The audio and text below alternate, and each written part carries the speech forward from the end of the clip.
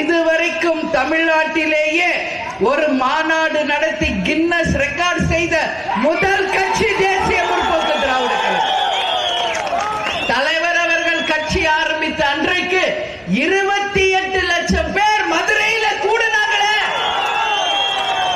எங்கேயாவது ஒரு சின்ன அசம்பாவிதம் இதுவரைக்கும் நடந்திருக்கா? யோசிங்க.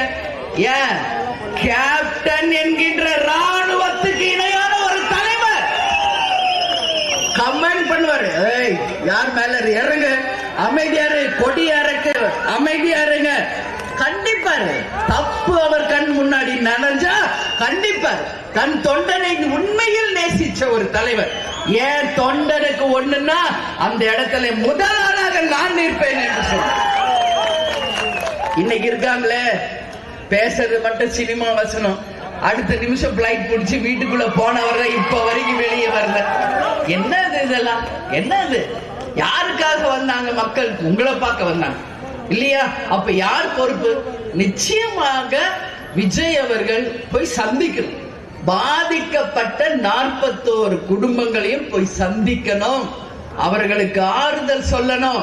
அவர்களுக்கு நீங்க அறிவிச்ச அந்த காசை கையில் நேரடியா கொண்டு போய் சேர்க்கணும். இதுல எந்த மாற்று கருத்துமே இல்லை.